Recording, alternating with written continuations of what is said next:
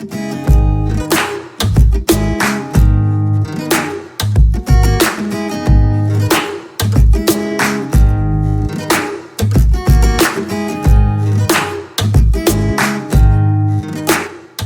everyone, welcome back to Audico's Hub.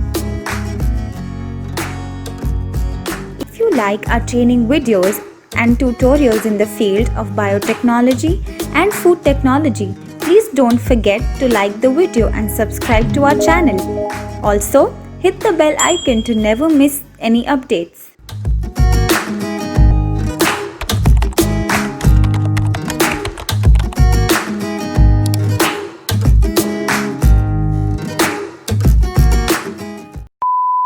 So our speaker for the day is Shalini Roy Chaudhary.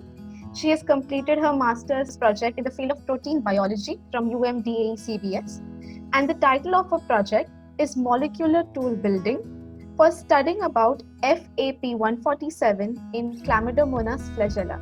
So the topic for my project was molecular tool building for studying about the MYC binding protein 1 associated protein, that is FAP147 in Chlamydomonas flagella. So before starting with the project per se, I would like to give a brief about as to how do you apply for a dissertation project or a final year project, and how do you go about it.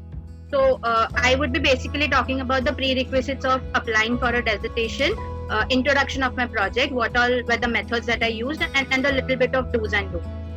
So basically, when you plan to apply for a dissertation project, it is very important that you first figure out that what kind of topics you're interested in. So it could be immunology, molecular biology, protein biology, cancer biology, and then you could go about looking for projects. So this could be institution based or this could be topic based, as in if you feel that okay, I want to do something in cancer biology, so you identify the kind of institutes that work on cancer biology, and then you look at the projects of that particular institute, and then you decide okay, this is the PI to whom. So PI is basically the principal investigator under you, whom you get to do the project. So first you decide that what kind of topic you want to work on, or else if you are not sure about as to what do you like or what kind of project you want to do, you can go for a holistic approach, as in you look for projects that interest you.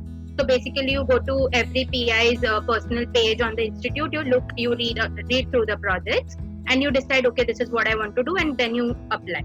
So basically you do your research and you identify the potential PI, and then finally when you approach the PI, you are supposed to write a professional email that contains a cover letter and your CV. So for those of you who are just about to apply for your dissertation, because I feel now the months are going to come where you're going to start applying for it, there's something which is called as a cover letter. So basically what is a cover letter? So it contains your introduction as to who are you and what is your qualification. So for example, if I am writing a cover letter, I would say my name is Shalini Roy Chaudhary and I am currently pursuing my master's from so and so college, and this is my specialization. And then you give a brief about as to how like why are you writing this email, that what is the purpose of yours of writing this email. So you write that I want to pursue a dissertation project, and this is going to account for so and so marks in my semester, or whichever semester it's six, I mean whichever number semester that you are in, and you write that I want to pursue this with you, which is why I'm writing this email. So it's very important that you mention that why are you writing this email, and not to brag, but just to write a basic introduction of as to what all techniques you are aware of.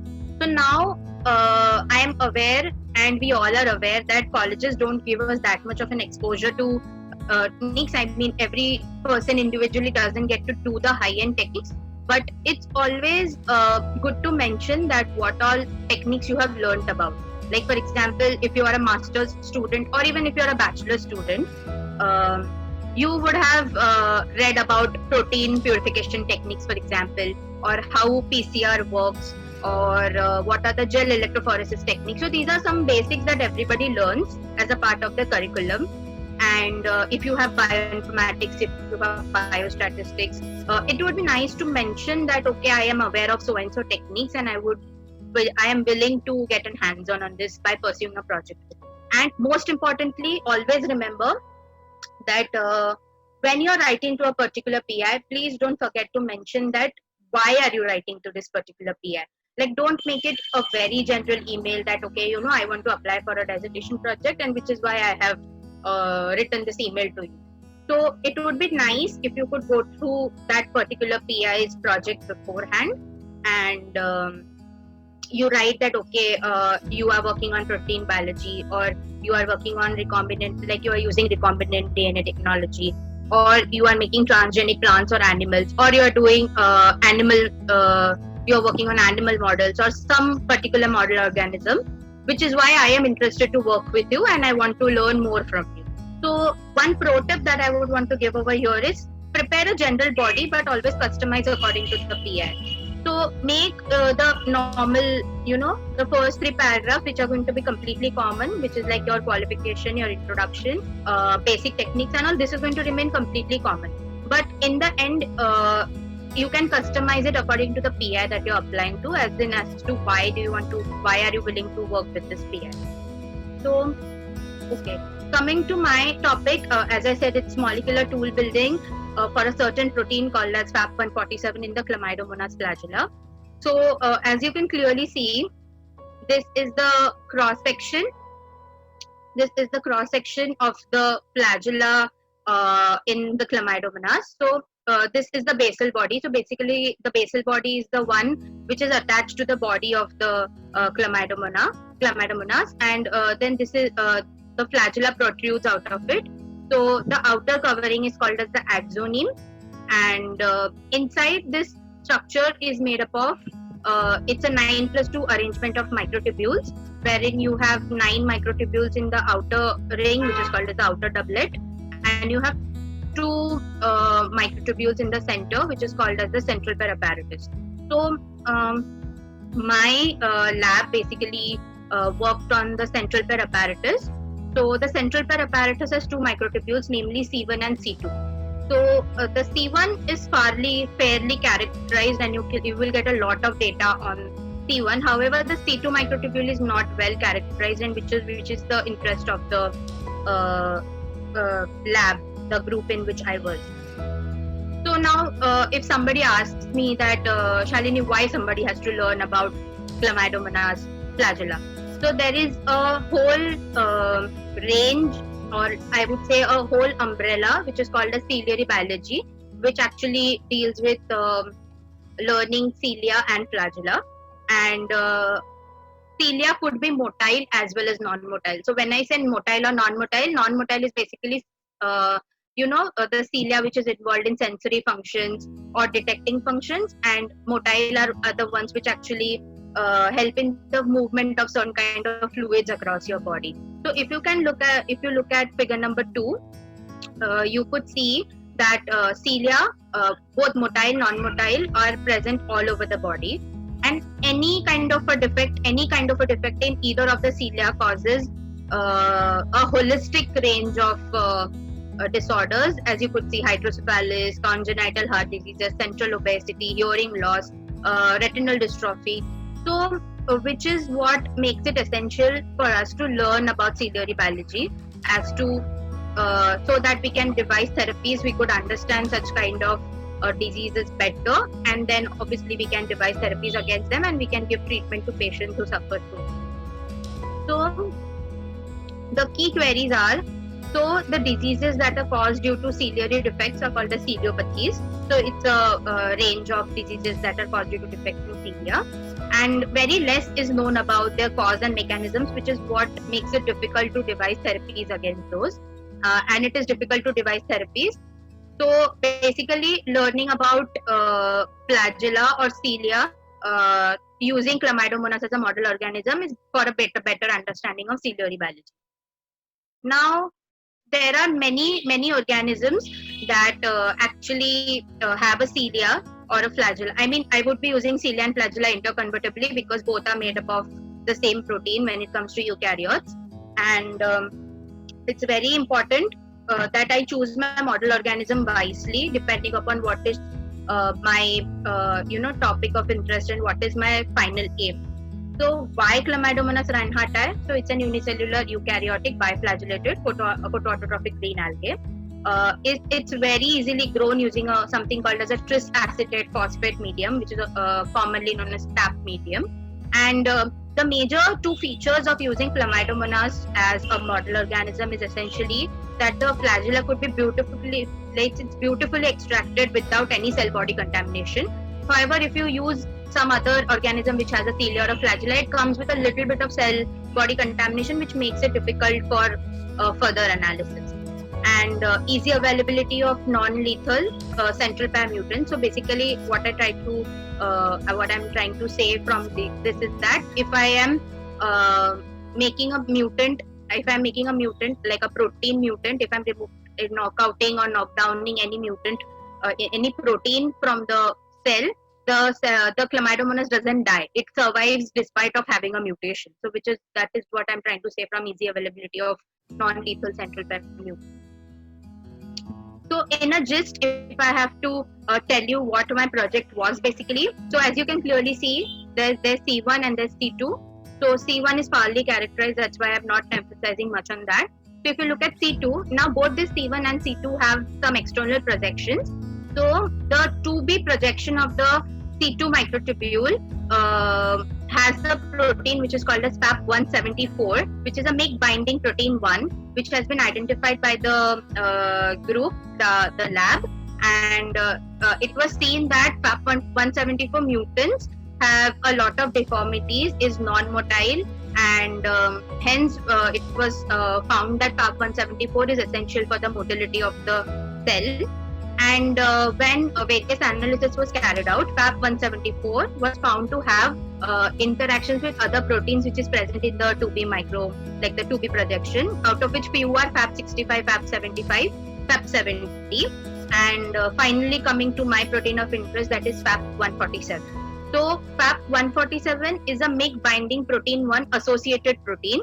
To simplify it, I would just say MYC binding protein associated protein, MYC BPAP. So FAP147 is speculated to be directly or indirectly interacting with FAP74, we don't know, and which is essentially my whole project as to I had to characterize FAP147 and I had to find out information about this protein and as to what's its function and how does it interact with FAP74. So my project had 3 different objectives or 3 major aims. So since nothing is much known about this protein, I suggested, I had a talk with my PI and I said that I want to do some in silico analysis, like very basic in silico analysis, using simple available tools on the internet, and you could read a little about bioinformatics and you could use these very easily. So identifying the interactors of FAP147. Now I'm saying FAP147 interacts with FAP174. So there's an in silico tool called as strings, which can be used to identify those interactors of any protein that you want to look at, not just this protein, any protein. Then the secondary structure prediction of the protein, which could be done using Chou-Fasman analysis. Then tertiary structure prediction, identification of homologs using multiple sequence alignment. And okay, the last one is very interesting, identifying the antigenic regions. So now, when I say that I want to purify a protein from the cell, and I want to learn its function, or I want to determine its structure, then or I want to raise antibodies against the protein, as simple as that, and do immunoblotting later on. The major region where antibody would go and bind is the antigenic region.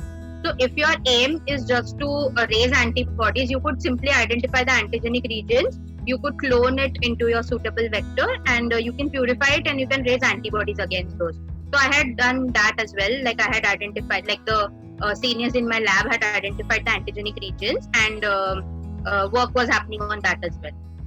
So as I said that I was trying to look at the function of FAP147, there were mutants that were available in the lab, like FAP147 mutants, which did not have the FAP147 protein, and that was actually received from the culture had come from Minnesota, and that was a pool of culture, right? So it had come streaked on a tap plate, and obviously not every colony was going to be a mutant in it. So I had to screen those mutants.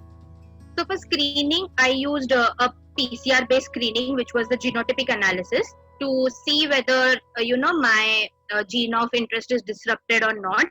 So that was identified using PCR. Then coming to microscopic analysis, I actually did immunofluorescence. So I actually tagged the flagella of the mutant and the wild type, and then I compared that what is the difference between the length of the flagella, or is it motile, or is there any is the size smaller or bigger as compared to the wild type. So that was the phenotypic analysis that was used using microscopy. And then finally in immunoblotting, I tried to look for the presence and absence of other proteins in my mutant as compared to the wild type. Then coming to finally cloning. So in case of cloning, few people in the lab earlier than me had tried to actually clone the entire FAP147 protein, but they were unsuccessful because the protein was not getting overexpressed. So which is why they had to identify the antigenic regions.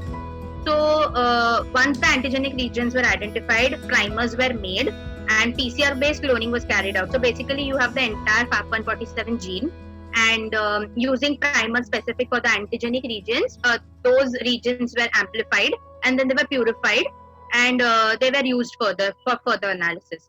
So once you get the antigenic region, like you get the antigenic region amplified using PCR, you purify it, and then you actually insert into a vector, and then you put that vector into an expression host, and then you actually overproduce the plasmid containing the gene of interest basically, and then you isolate the plasmid, and then you put it in a expression host which is going to express the protein. So I had actually carried out IPTG induced overinduction of the protein, and unfortunately I couldn't overexpress the protein, and by the time I could work more on it, my tenure was completed, so I couldn't continue further.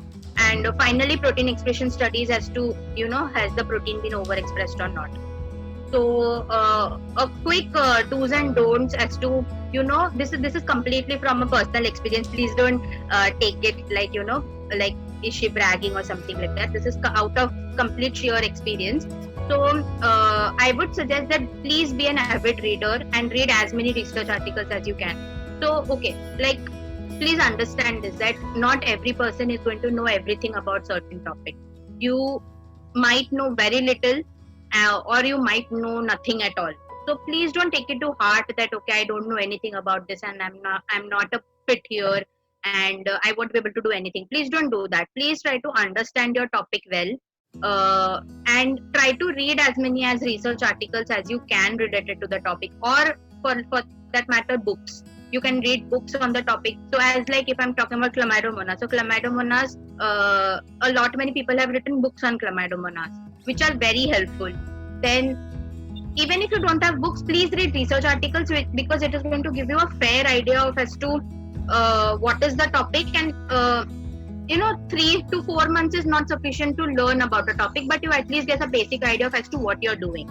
Okay, then very important, record all your observations and protocols. When you start off with the project, you feel that this is very less, I can remember this, and it is not the case, because once you start working full-fledgedly, you would be performing, let's say, a PCR or microscopic analysis or anything, protein expression. You are running gels, you are running 8 gels or 8 gels. You would be doing it multiple times, and you won't remember.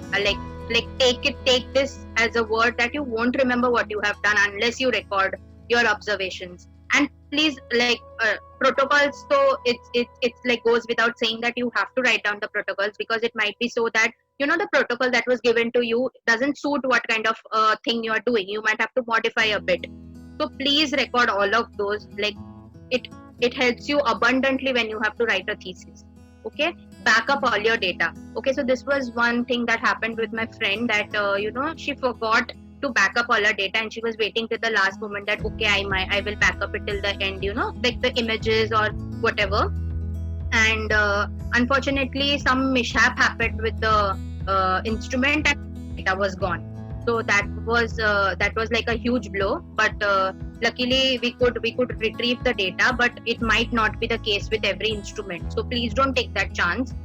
Every time you're done imaging, collect the data in the pen drive or on a hard drive or on the computer, but back it up somewhere. Email it to yourself, put it on Google Drive, but back it up. Like it becomes a very very scary situation when after 4 months you don't have any data because everything is gone and you have not backed it up. Next, label things neatly. Okay, so now if you're like in a hardcore protein biology or a molecular biology lab, 70% alcohol is a thing that is used as a sterilizer, across tables and all everything. So 70% alcohol tends to remove marker marks. The marker stains, the writings that you do using a marker rubs off using 70% alcohol. So you have to be very sure that you label things neatly by using stickers or a better marker.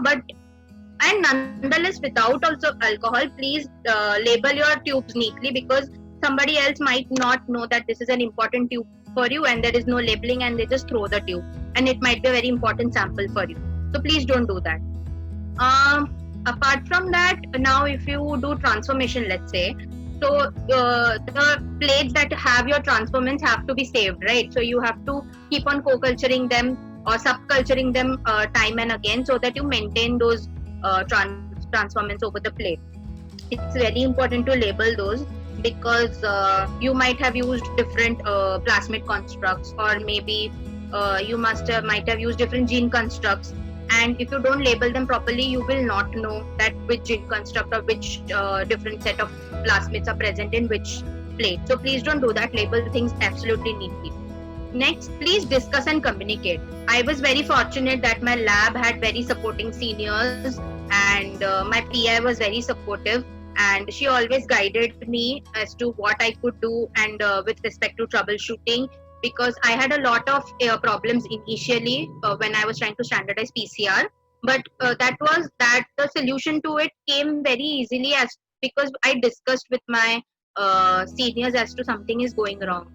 And it was as simple as my TAE, the 1x TAE that is used to run our age gel, wasn't made properly.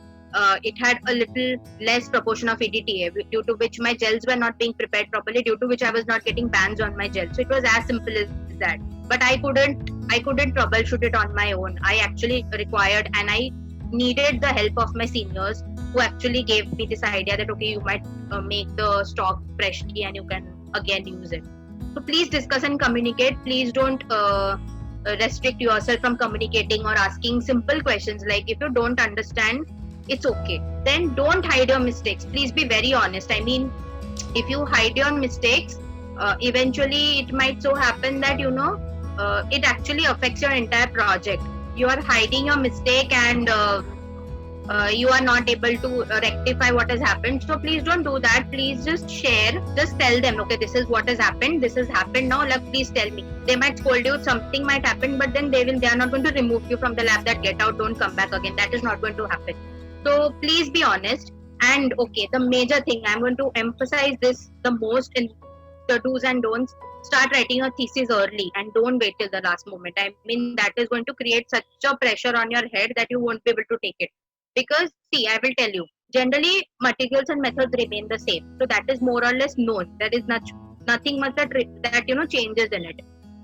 With respect to introduction, once you're introduced to the topic, you know what you're going to work on. It's very easy to complete the introduction. So introduction and materials and methods, these two things do not change. I am not saying that join the lab and from the first day you start writing your thesis. Don't do that. That's not possible. But let's say if you have a 4-month project, then at least start after 2 months. Like, don't wait for the 4th month to come and the college has sent you deadlines. Okay, now you have to submit your thesis and then you start writing. Don't do that, because then you won't be able to you won't be able to get it proofread from somebody first of all, and it would hardly be drafted. I mean, directly you write something and you put it for printing. That is what is going to happen if you don't write early.